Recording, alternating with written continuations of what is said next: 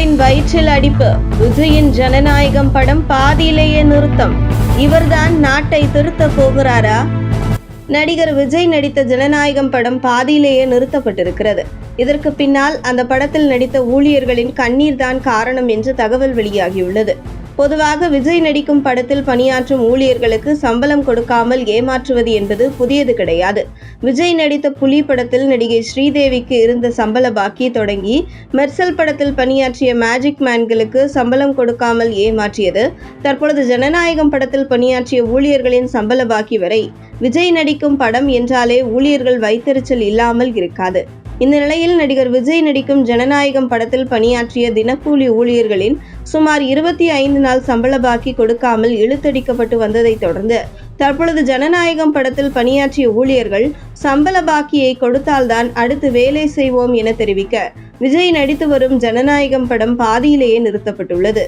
இன்னும் 45 நாட்கள் படப்பிடிப்பு இருக்கும் நிலையில் படத்தை முடித்துவிட்டு மொத்தமாக சம்பளம் கொடுப்பார்கள் என எதிர்பார்த்தால் நம்மை ஏமாற்றி விடுவார்கள். அதனால் தற்பொழுது உள்ள பாக்கி சம்பளத்தை பெற்றுக்கொண்டு அடுத்து வழக்கம் போல் தினம் தினம் பேட்டாவை வாங்கிவிட வேண்டும் என ஊழியர்கள் தரப்பில் உறுதியாக இருப்பதால் இன்னும் விஜய் நடிக்கும் ஜனநாயகம் படப்பிடிப்பு மீண்டும் தொடங்கப்படாமலே உள்ளது.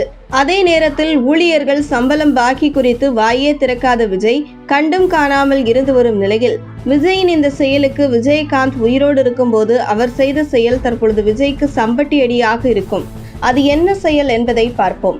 விஜயகாந்த் நடித்த நானே ராஜா நானே மந்திரி திரைப்படம் மைசூரில் உள்ள பிருந்தாவனம் கார்டனில் நடந்து வருகிறது. தொடர்ந்து 2 நாட்கள் படப்பிடிப்பு நடந்து முடிந்துவிட்டது. தயாரிப்பாளரிடமிருந்து அந்த படத்தின் தயாரிப்பு நிறுவனத்திற்கு எந்த ஒரு பணமும் வரவில்லை. இதனைத் தொடர்ந்து டெய்லி பேட்டாவுக்கு வேலை செய்கின்றவர்களுக்கு தயாரிப்பு நிர்வாகத்தில் இருப்பவர்களால் பணம் கொடுக்கவில்லை. இதனால் அன்றாட செலவுக்கு கூட பணம் இல்லாமல் மிகவும் சோகமாக காணப்பட்டுள்ளார்கள் அந்த படத்தில் பணியாற்றிய டெய்லி பேட்டாவிற்கு வேலை செய்த ஊழியர்கள். இப்படி ஒரு சூழலில் 3வது நாள் படப்பிடிப்பு தொடங்குகிறது. விஜயகாந்த் படப்பிடிப்பு தளத்திற்கு வருகிறார். சுற்றியிருக்கும் ஊழியர்களின் முகத்தில் ஒரு சோகம். தன்னுடைய படப்பிடிப்பில் ஏன் பெரும்பாலானோர் சோகமாக இருக்கிறார்கள் என்று ஒருவரை அழைத்து கேட்கிறார் விஜயகாந்த். 2 நாள் வேலை செய்த பேட்டா இன்னும் வரவில்லை, எங்களுடைய கை செலவுக்கு கூட கஷ்டமாக இருக்கிறது என்று ஒருவர் தெரிவிக்கிறார். உடனே தயாரிப்பு நிர்வாகிகளை அழைத்து சத்தம் போடுகிறார் விஜயகாந்த்.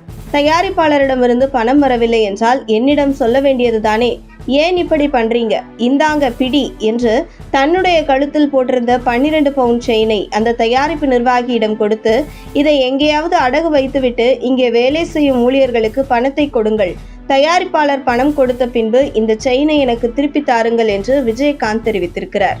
ஆனால் இன்று ஒரு படத்துக்கு 200 கோடி சம்பளம் வாங்கும் விஜய் அவருடைய படத்தின் ஊழியர்கள் சம்பள பாக்கி குறித்து கண்டும் காணாமல் இருப்பது, இவர்தான் நாட்டை திருத்த போகிறாரா என மக்கள் மத்தியில் கேள்வி எழுந்துள்ளது. உங்கள் தின சேவல்.